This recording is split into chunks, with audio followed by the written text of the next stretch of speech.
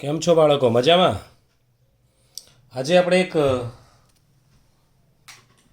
નવું ચેપ્ટર કરવા જઈ રહ્યા છીએ, વર્તુળ સંબંધિત ક્ષેત્રફળ. ચેપ્ટર 12 વર્તુળ સંબંધિત ક્ષેત્રફળ.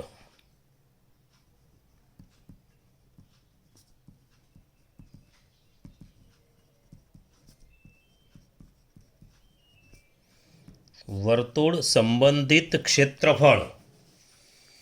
વર્તુળ સંબંધિત ક્ષેત્રફળ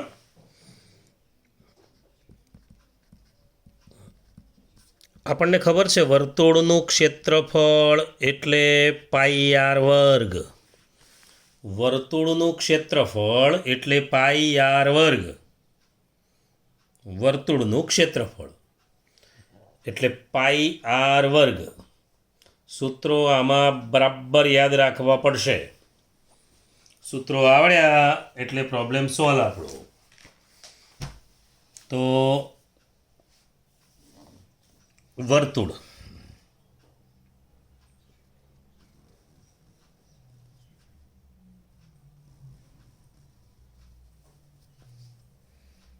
કેન્દ્ર,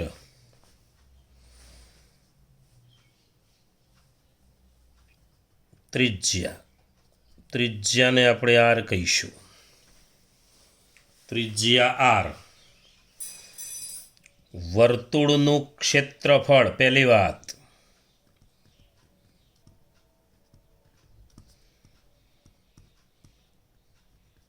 વર્તુળનું ક્ષેત્રફળ એટલે પાઈ આર વર્ગ.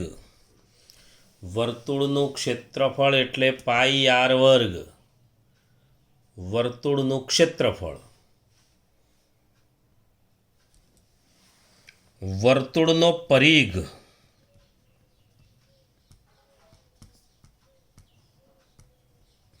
પરિઘ એટલે આ ભાગ.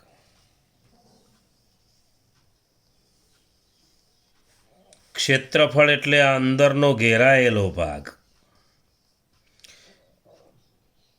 માની લો કે આ એક મેદાન છે, તો મેદાનની અંદર બધે માટી પાથરવી હોય તો ક્ષેત્રફળ, અને મેદાનની આજુબાજુ દિવાલ કરવી હોય તો પરિઘ. પરિઘ કહી શકાય, વર્તુળનો ઘેરાવો કહી શકાય, પરિમિતિ કહી શકાય. પરિમિતિ એ જ પરિઘ. વર્તુળનો પરિઘ કહીએ, વર્તુળની પરિમિતિ કહીએ કે વર્તુળનો ઘેરાવો કહીએ, બધાનું સૂત્ર એક જ, 2πr. જુઓ, પરિઘ આમ લંબાઈ છે, આમ લંબાઈ છે. લંબાઈમાં જુઓ એક જ રાશિ, એકલો આર. 2 અને પાઈ તો કિંમતો છે, પાઈ પણ એક કિંમત જ છે, એનું આસન્ન મૂલ્ય છે જ. અને આર જુઓ, આર 2 વખત. આરનો વર્ગ એટલે આર ગુણ્યા આર. 2 રાશિનો ગુણાકાર થાય એટલે ક્ષેત્રફળ બને. 3નો ગુણાકાર હોય તો ઘનફળ હોય. એટલે પરિઘમાં એક જ રાશિ લંબાઈ છે, આ ક્ષેત્રફળ છે, એટલે વર્ગ 2 લંબાઈઓનો ગુણાકાર થાય. ત્રિજ્યા અને ત્રિજ્યાનો ગુણાકાર થયો. વર્તુળનું ક્ષેત્રફળ એટલે પાઈ આર વર્ગ.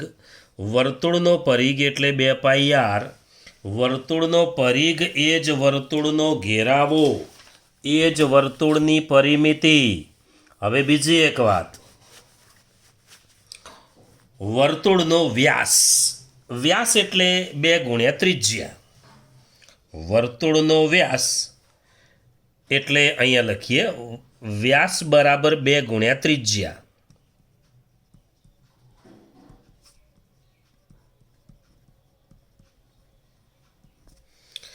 એટલે વ્યાસ એટલે સંકેતમાં ડી કહીએ તો ડી બરાબર 2 ગુણ્યા આર, આવું કહી શકાય. ડીની જગ્યાએ તમે 2r લખી શકો. તો જો વર્તુળનો પરિઘ એટલે 2πr. આ 2rની જગ્યાએ ડી લખીએ તો પાઈ ગુણ્યા ડી એવું લખી શકાય. જો વ્યાસ તૈયાર આપેલો હોય તો તમે પાઈ ગુણ્યા ડી લખી શકો. અને વ્યાસ ઉપરથી ત્રિજ્યા શોધવી હોય તો અડધી કરી દેવાની. તમે ત્રિજ્યા શોધવી હોય તો અડધી કરી શકો. ત્રિજ્યા બરાબર વ્યાસ ભાગ્યા 2 એવું લખી શકાય. આમ ત્રિજ્યા બરાબર લખવું હોય તો વ્યાસ ભાગ્યા 2 આપણે વર્તુળના ચેપ્ટરોમાં ઉપયોગ કરીએ જ છીએ. ત્રિજ્યા બરાબર વ્યાસ ભાગ્યા 2 એવું લખી શકાય. તો ત્રિજ્યા શોધીને પરિઘ શોધવો હોય તો આ સૂત્ર, સીધો વ્યાસથી શોધવો હોય તો આ સૂત્ર 2πr, પણ બને ત્યાં સુધી 2πr નો જ ઉપયોગ કરવો. પાઈ ડી. આ જે પાઈ છે એ પાઈ એ અસમય સંખ્યા છે. સમજી લો બરાબર. પાઈ છે એ અસમય સંખ્યા છે.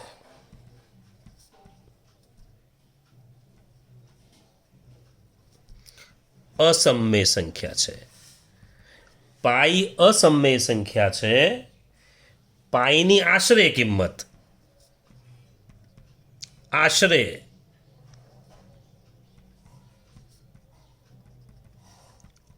કિંમત એટલે આસન્ન મૂલ્ય કહી શકાય.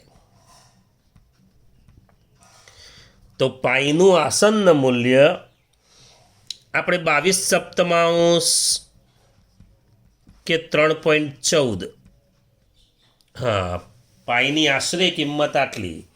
જો એણે કહ્યું હોય કે 3.14 લો તો 3.14 લેવાનું. કોઈ ઉલ્લેખ ના કર્યો હોય તો 22/7 લેવાનું. કોઈ ઉલ્લેખ ના કર્યો હોય તો. ચલો, પહેલું સૂત્ર વર્તુળનું ક્ષેત્રફળ એટલે πr².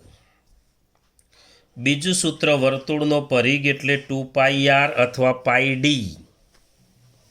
હવે બીજી એક વાત, પરિઘ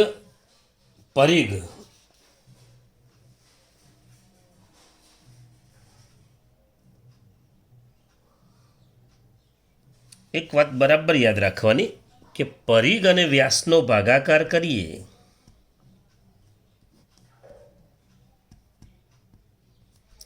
પરિઘ એટલે 2πr, વ્યાસ એટલે 2r. જુઓ, બગડો ને આર ઉડી જાય એટલે પાઈ આવશે. તો કોઈ વાર ઓબ્જેક્ટિવમાં પૂછાય કે પરિઘ અને વ્યાસનો ગુણોત્તર કેટલો, તો પાઈ. પરિઘ અને વ્યાસનો ગુણોત્તર અચળ કહેવાય. પરિઘ અને વ્યાસનો ગુણોત્તર અચળ છે તો વાત સાચી. અચળ આપણે પાઈ લખીએ છીએ. પાઈ છે. પાઈ એ ગ્રીક મૂળાક્ષર છે. પાઈ એ ગ્રીક મૂળાક્ષર છે. ચલો, વર્તુળનું ક્ષેત્રફળ πr². આ πr² ડીની રીતે લખવું હોય તો પાઈ d² ભાગ્યા 4 પણ કહી શકાય, પણ યાદ રાખવાની બહુ જરૂર નથી. દાખલા માટે આનો જ ઉપયોગ કરવાનો, πr² જ. વ્યાસ આપ્યો હોય તો પણ ત્રિજ્યા શોધી લેવાની પહેલાં, અને પછી આનો ઉપયોગ કરવાનો. પાઈ d² ભાગ્યા 4 એ પણ વર્તુળનું ક્ષેત્રફળ જ છે. ધ્યાનમાં રાખવાનું, કદાચ ક્યાંક ઓબ્જેક્ટિવમાં કામ લાગી જાય. હવે અર્ધવર્તુળની આપણે વાત કરીએ. અર્ધવર્તુળ નાનામાં નાની બાબતો તમે ધ્યાનથી સમજી લેશો. ચલો, વર્તુળ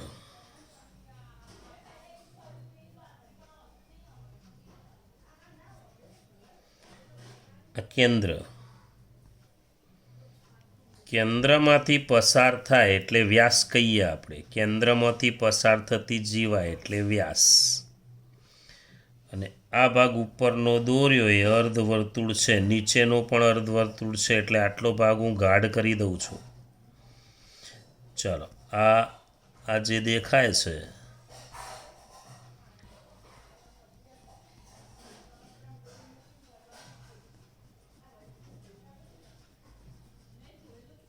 આ અર્ધવર્તુળ છે. ધ્યાન રાખજો બરાબર. આ કેન્દ્ર છે. આ પણ આર, આ પણ આર. અર્ધવર્તુળ હવે અર્ધવર્તુળ એટલે વર્તુળનું બે સરખા ભાગમાં વિભાજન. વર્તુળનું બે સરખા ભાગમાં વિભાજન એટલે અર્ધવર્તુળ.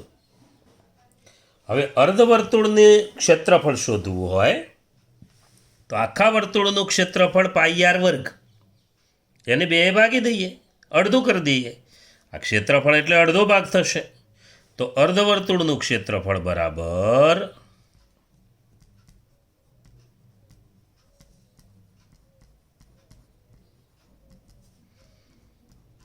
પાઈ વર્ગ એટલે આખા વર્તુળનું ક્ષેત્રફળ ભાગ્યા 2. આખા વર્તુળનું ક્ષેત્રફળ ભાગ્યા 2 એટલે અર્ધવર્તુળનું ક્ષેત્રફળ. હવે અર્ધવર્તુળની પરિમિતિ જુઓ, પરિમિતિ એટલે અડધો પરિઘ અને વ્યાસ. જુઓ, આ અર્ધવર્તુળ ખેતર હોય અને દિવાલ કરવી હોય તો પરિમિતિનો ઉપયોગ કરીએ. પરિમિતિ એટલે જુઓ, એ આટલો ભાગ આવશે. પહેલાં આખા વર્તુળની લંબાઈ 2 પાઈ લખેલી છે, તો અડધા વર્તુળની લંબાઈ પાઈ થઈ જશે. પાઈ 2 પાઈ આખા વર્તુળની લંબાઈ, અડધા વર્તુળની લંબાઈ પાઈ અને આ વધારાનો આ ભાગ જુઓ, આ પણ દિવાલ બનશે. એક વર્તુળ હોય તો આખું ગોળ જ હોય, જ્યારે આની અંદર અર્ધ ગોળ આવશે અને આ ભાગ આવશે એટલે 2 અને પાઈ. તો અર્ધવર્તુળની પરિમિતિ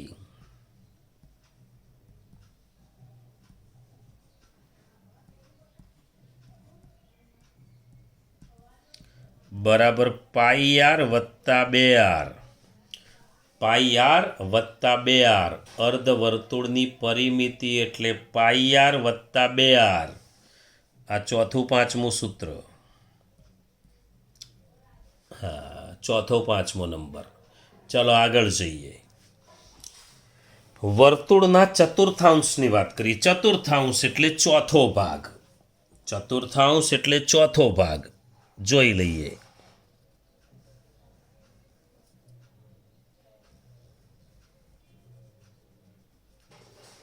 ચતુર્થાંશની વાત કરીએ. વર્તુળનો ચતુર્થાંશ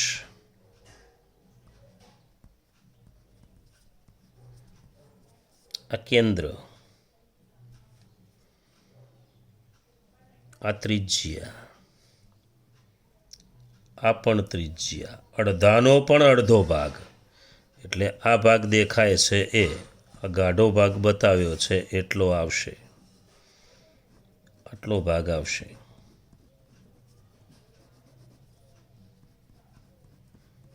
આ ચતુર્થાંશ છે. તો વર્તુળનો ચતુર્થાંશ, તો વર્તુળનો ચતુર્થાંશ એનું ક્ષેત્રફળ શોધીએ તો આખાનું ક્ષેત્રફળ પાઈ વર્ગ, ચોથો ભાગ 4 ભાગી દેવાનો.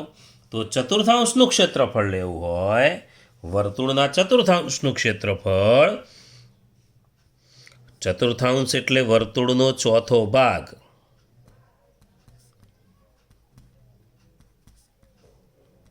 ચાર ભાગ પૈકીનો એક ભાગ. ચલો, વર્તુળના ચતુર્થાંશનું ક્ષેત્રફળ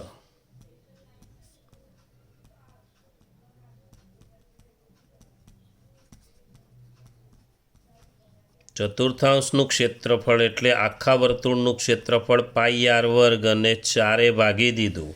2 ભાગો તો અર્ધવર્તુળનું ક્ષેત્રફળ, 4 ભાગીએ તો ચતુર્થાંશનું ક્ષેત્રફળ. ચલો, આની પરિમિતિ લેવી હોય તો જુઓ, પરિઘનો ચોથો ભાગ થશે. આ પરિઘનો અડધો ભાગ એટલે 2 પાઈ નો અડધો એટલે પાઈ. તો પછી આમાં 2 પાઈ નો ચોથો ભાગ થશે. જો આવું થશે. વર્તુળના ચતુર્થાંશની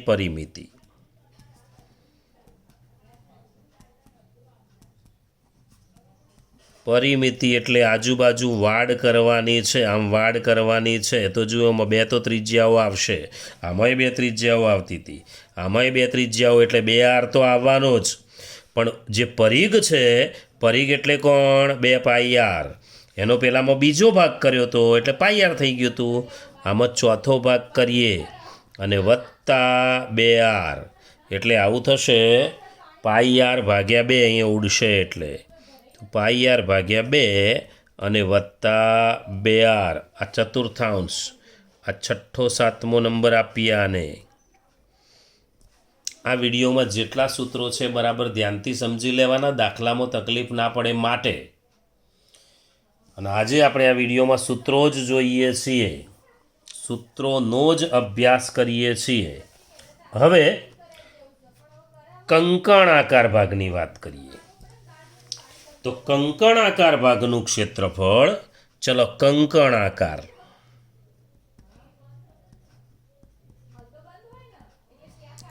કંકણાકાર ભાગ.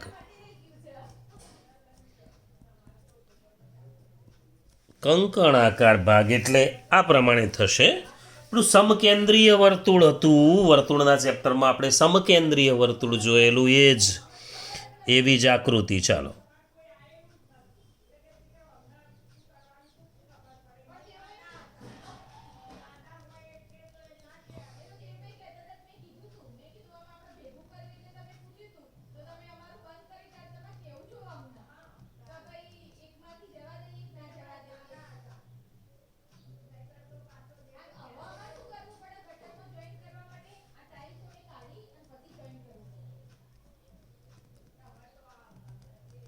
ચલો થઈ ગયું. હા, હવે જોઈએ. ચાલો, કંકણાકાર ભાગ એટલે આ ભાગ દેખાય છે એ, આ ભાગ કંકણાકાર ભાગ છે.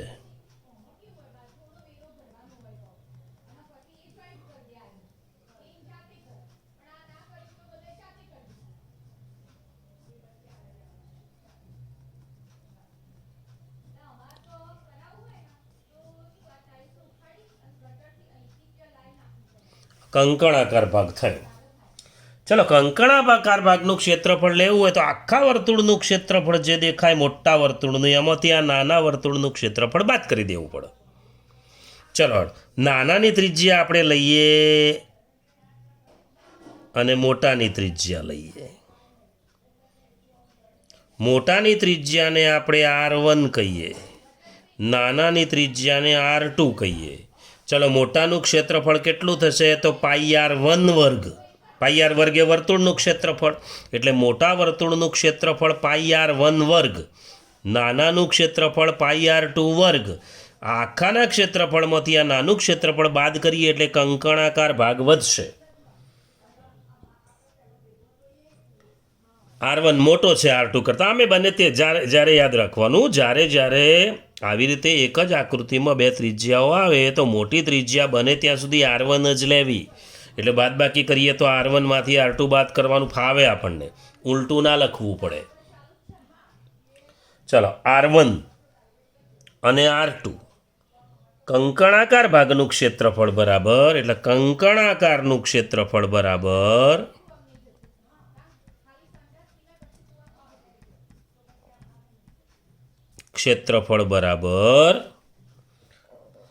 મોટા વર્તુળનું ક્ષેત્રફળ માઇનસ નાના વર્તુળનું ક્ષેત્રફળ, કાં તો બહારના વર્તુળનું ક્ષેત્રફળ માઇનસ અંદરના વર્તુળનું ક્ષેત્રફળ. ચલો, મોટા વર્તુળનું ક્ષેત્રફળ માઇનસ નાના વર્તુળનું ક્ષેત્રફળ.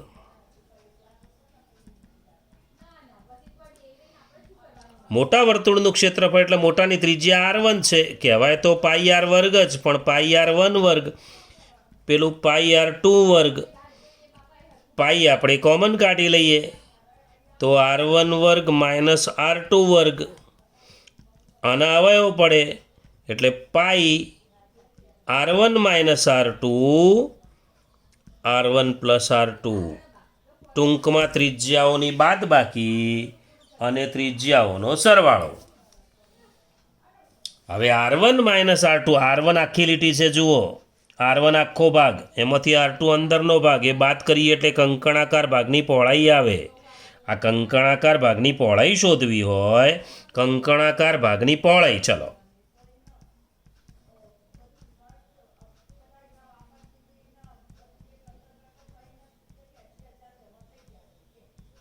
કંકણાકાર ભાગની પહોળાઈ એટલે મોટી ત્રિજ્યામાંથી નાની ત્રિજ્યા બાદ કરી દઈએ.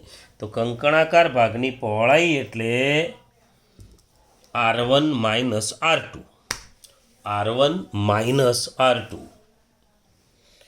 વર્તુળ સંબંધિત ક્ષેત્રફળમાં વર્તુળનું ક્ષેત્રફળ, વર્તુળનો પરિઘ, અર્ધવર્તુળનું ક્ષેત્રફળ, અર્ધવર્તુળની પરિમિતિ, ચતુર્થાંશનું ક્ષેત્રફળ, ચતુર્થાંશની પરિમિતિ અને કંકણાકાર ભાગનું ક્ષેત્રફળ એટલે 8 નંબરનું સૂત્ર થાય. આટલા સૂત્રો બરાબર તૈયાર કરી દેવા પડે પછી ચેપ્ટર ભણવાની બહુ જ મજા પડે. ચાલો આગળ જઈએ. હવે એક વાત કરી દઈએ. હવે વર્તુળાકાર પૈડું હોય, વાહનનું પૈડું, તો વાહનના પૈડાએ એક પરિભ્રમણમાં કેટલું અંતર કાપે? એક રાઉન્ડ મારે તો 1 પરિઘ જેટલું. તો વર્તુળાકાર પૈડું એક પરિભ્રમણમાં 1 પરિઘ જેટલું અંતર કાપે, પૈડાના પરિઘ જેટલું. તો વર્તુળાકાર પૈડું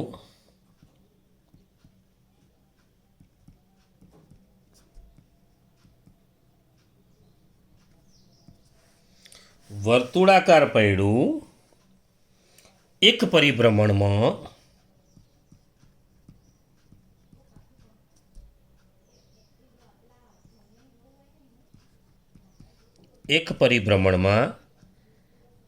1 પરિઘ જેટલું અંતર કાપે.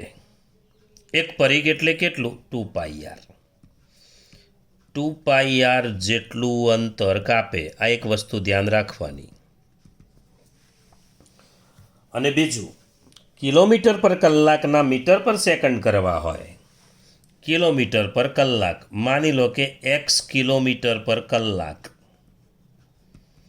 એના મીટર પર સેકન્ડ કરવા હોય તો ચલો x, કિલોમીટરના મીટર કેટલા? તો 1000, અને કલાકની સેકન્ડ કેટલી? તો 3600.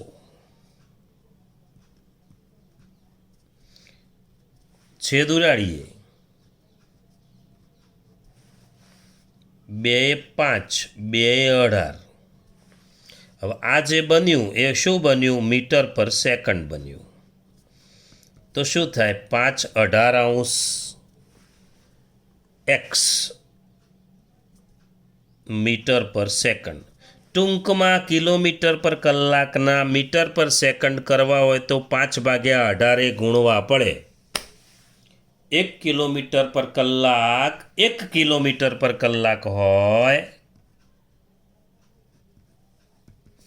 એના મીટર પર સેકન્ડ કરવી હોય તો 5/18. એનાથી ઉલટું, મીટર પર સેકન્ડના કિલોમીટર પર કલાક કરવા હોય તો પછી 18/5 લખવું પડે. હવે આપણે ધીરે રહીને સ્વાધ્યાયની શરૂઆત કરીએ. ઉદાહરણ પહેલું, ઉદાહરણ 1.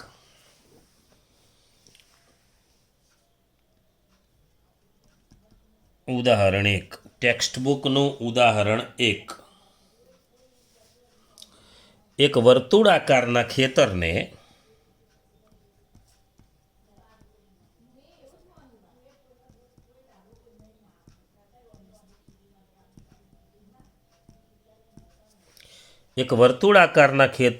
વાડ કરવાનો ખર્ચ, વાડ કરવી એટલે પરિઘ કે પરિમિતિ, વાડ કરવાનો ખર્ચ, માટી પાથરવી હોય, લોન વાવવાની હોય, એવું ગમે તે હોય તો ક્ષેત્રફળ હોય, એ બધા એરિયામાં હોય. અને વાડ જ કરવી હોય કે દિવાલ બનાવવી હોય તો ક્ષેત્રફળ અથવા પરિઘનો ઉપયોગ કરવો પડે. ચલો, એક વર્તુળ આકારના ખેતરને વાડ કરવાનો ખર્ચ, જોજો, વાડ કરવાનો ખર્ચ મીટરના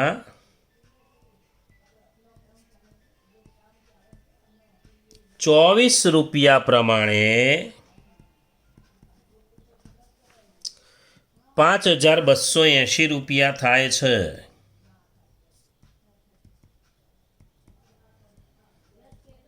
તો જો 24 રૂપિયા ભાવ છે 1 મીટરનો. 1 મીટર વાડ કરવી હોય તો 24 રૂપિયા થાય, પણ એને તો ટોટલ 5280 રૂપિયા ખર્ચ થયું. તો કેટલા મીટર હશે પહેલાં શોધી લેવું પડે, એ એનો પરિઘ કહેવાય. તો 24 રૂપિયા 1 મીટર ખર્ચ થાય તો 5280 એ કેટલું ખર્ચ થયું છે, પરિઘ આવી જશે. 2 વખત રૂપિયા આપ્યા હોય જોડે જોડે, એટલે આને ઉપર નીચે મૂકી દેવાના, સીધો રસ્તો. 24 રૂપિયા ઉપર, 5280 નીચે, સામે જવાબ મળી જશે. કેવી રીતે હમણાં જોઈએ. ચાલો, ખેતરને ખેડવાનો ખર્ચ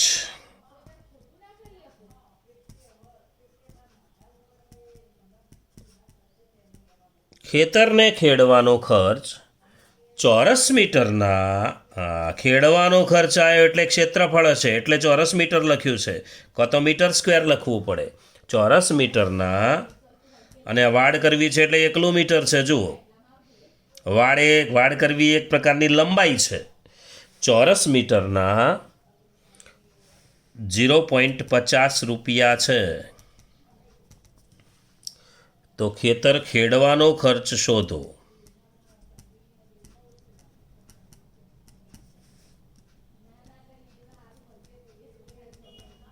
પરીક્ષા માટે બહુ જ અગત્યનો દાખલો. પાઈ બરાબર 22/7 લો. ના કહ્યું હોત તો પણ આપણે 22/7 જ લેવાના હતા. ચલો, એક વર્તુળ આકારના ખેતરને વાડ કરવાનો ખર્ચ મીટરના 24 પ્રમાણે જુઓ. આવી રીતે 2 વખત એકવાર ભાવ, આ ભાવ કહેવાય. 24 રૂપિયા 1 મીટરનો ભાવ કહેવાય. મીટરના 24 રૂપિયા. આ ભાવ અને ખર્ચ જોડે આપ્યું હોય તો તમારે શું કરવાનું, ભાવ અહીંયા મૂકવાનો અને ખર્ચ અહીં મૂકવાનો. તો જો ટેકનિક બરાબર, ગમે તેની. ખેતર ખેડવાનું ખર્ચ આપ્યું હોય તો પણ આ વાડનું ખર્ચ આપ્યું છે, તો 24 રૂપિયા ખર્ચ થાય તો કેટલાનું છે, 1 મીટરનું. તો 1 મીટર વાડ થાય. ચાલો, તો આપણે આટલું ખર્ચ થાય તો કેટલા મીટર વાડ, એટલે એનો પરિઘ કહેવાય. પછી તો 24 રૂપિયા ખર્ચ થાય તો 1 મીટર. મેં તમને કહ્યું ખર્ચનો ભાવ અને કુલ ખર્ચ જોડે આપ્યું હોય તો ઉપર નીચે ગોઠવી દેવાનું. ભાવ ઉપર, કુલ ખર્ચ નીચે. આનું જોવાનું કેટલા મીટર માટે છે. ઘણીવાર 24 રૂપિયા ખર્ચ છે ને 10 મીટર માટે થતું હોય, અહીંયા લખ્યું હોય તો 1 મીટર છે તો આપણે 1 મીટર લખી દીધું. હવે જુઓ, 5280 ગુણ્યા 1 ભાગ્યા 24 ગુણ્યા 1 લખવાની જરૂર નથી, આમ તો ભાગ્યા 24. છેદ ઉડાડીશું અહીંયા તો 220 મીટર આવશે. છેદ ઉડાડવાનું તમને શીખવાડવાની કોઈ જરૂર નથી. 220 મીટર ખેતરનો પરિઘ થયો. વર્તુળાકાર ખેતરનો પરિઘ થશે. પરિઘ, બસ તો પરિઘ આવી ગયો. હવે જુઓ, એક વસ્તુ, ક્ષેત્રફળની ખાસ વસ્તુ આ ધ્યાન રાખવાની. પરિઘ આવી ગયો તો પરિઘનું સૂત્ર મૂકી દેવાનું. તમારી જોડે રકમમાં ક્ષેત્રફળ આપ્યું હોય તો ક્ષેત્રફળનું સૂત્ર મૂકી દેવાનું. જે વસ્તુ આપેલી હોય એનું સૂત્ર પહેલું. પરિઘ આપ્યો છે રકમમાં, પરિઘનું સૂત્ર મૂકી દો. ક્ષેત્રફળ આપ્યું છે રકમમાં, ક્ષેત્રફળનું સૂત્ર. કોનું ક્ષેત્રફળ છે જોવાનું ખાલી, તો એનું સૂત્ર મૂકવાનું. જો હવે પરિઘ હતો નહીં, ખર્ચ ઉપરથી પરિઘ મળ્યો, પરિઘ મળી ગયો છે તો પરિઘનું જ સૂત્ર મૂકી દો. ચલો, વર્તુળનો પરિઘ એટલે 2πr. વર્તુળનો પરિઘ બરાબર 2πr.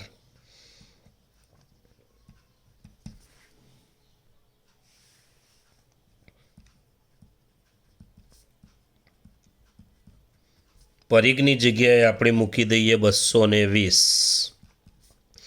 2 પાઈની જગ્યાએ 22/7 અને અહીંયા r. જે વસ્તુ આપી હોય, પરિઘ આપ્યો છે તો પરિઘનું સૂત્ર મૂક્યું. ક્ષેત્રફળ આપ્યું હોય, ક્ષેત્રફળનું સૂત્ર મૂકો. ઘનફળ આપ્યું હોય, ઘનફળનું સૂત્ર મૂકો. ખર્ચને ભાવ અને ખર્ચ બંને આપ્યું હોય, ઉપર નીચે મૂકો. એક ટેકનિક છે, યાદ રાખી લેવાનું. આ પ્રમાણે કરશું એટલે આપણને આગળ રસ્તો મળી જશે. ચલો, વર્તુળના પરિઘનું સૂત્ર મૂક્યું આપણે 2πr. પરિઘની નીચે કિંમત મૂકી. અહીંયા આરને એકલો અહીંયા રહેવા દેવાનો, આ બાજુ એકલો રહેવા દઈએ તો આ બાજુ શું થાય જુઓ, 220 ગુણ્યા 7 નીચે 22 ગુણ્યા 2 એટલે 22 એ અહીંયા 10 અને 2 એ અહીંયા 5 એટલે આર બરાબર 7 પંચું 35 મીટર ત્રિજ્યા આવી ગઈ. જુઓ, આ ત્રિજ્યા આવી ગઈ. બસ, તો ત્રિજ્યા આવે એટલે તો બધું મળે, જે સૂત્ર મૂકો એ. હવે આપણે શેની જરૂર છે? જુઓ, ખેતર ખેડવું છે તો ખેતર ખેડવું છે તો ક્ષેત્રફળ શોધવું પડે. તો ક્ષેત્રફળ શોધી લઈએ આપણે. તો ખેતરનું ક્ષેત્રફળ, વર્તુળાકાર ખેતરનું ક્ષેત્રફળ. ચાલો,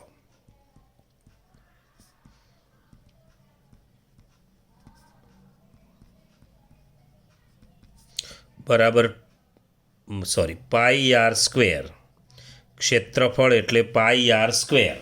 ચલો, પાઈ એટલે 22 સપ્તમાંશ, આર વર્ગ એટલે 35 ગુણ્યા 35, 7 પંચું 35, 22 ગુણ્યા 5 એટલે 110, 110 ગુણ્યા 35, 110 ગુણ્યા 35, 110 ગુણ્યા 35 કરીશું તો જુઓ, એક ટેકનિક કહી દઉં. 110 એટલે 11 ને ગુણી દઈએ. જોજો, બરાબર. એક જ વાત યાદ રાખવાની, કોઈને પણ 11 ગુણવો હોય તો જેને ગુણવો હોય આવી રીતે મૂકી દેવાનું. એક મીંડું મૂકી દેવાનું પહેલાં. માની લો કે 1284 ને 11 ગુણવો છે તો 1284 પછી એક મીંડું અને નીચે 1284, 35 પછી એક મીંડું અને 35, સીધો જવાબ આવી જશે 385. 385 અને એક મીંડું તો હતું જ પેલા 110નું. ચલો, એટલે 22 પંચા 110, 110 ગુણ્યા 35 એટલે 3850. આટલા ચોરસ મીટર, કાં તો પછી મીટર સ્ક્વેર, જે પણ લખવું હોય એ લખી શકાય. આ થયું વર્તુળાકાર ખેતરનું ક્ષેત્રફળ. બહુ જ અગત્યનો દાખલો એટલા માટે છે કે આની અંદર પરિઘ, ખર્ચ, ક્ષેત્રફળ બધું જ આવે છે, એટલે આ દાખલો અગત્યનો છે. હવે ખર્ચ શોધી લઈએ. ચલો, 1 ચોરસ મીટર ખેડવાનું ખર્ચ કેટલું છે? તો 1 ચોરસ મીટર ખેડવાનું ખર્ચ 0.50 રૂપિયા. તો આપણે તો 3850 ચોરસ મીટર ખેડવું છે. તો કેટલું? તો 3850 ગુણ્યા 0.50 એટલે 50 ભાગ્યા 100 કરી દઈએ. ચલો, ઉડી જશે. 5 5 25 વધી 2, 5 8 40 ને 2 42 વધી 4, 5 તરી 15 ને 4 19, 1925 રૂપિયા ખેતર ખેડવાનું ખર્ચ થશે.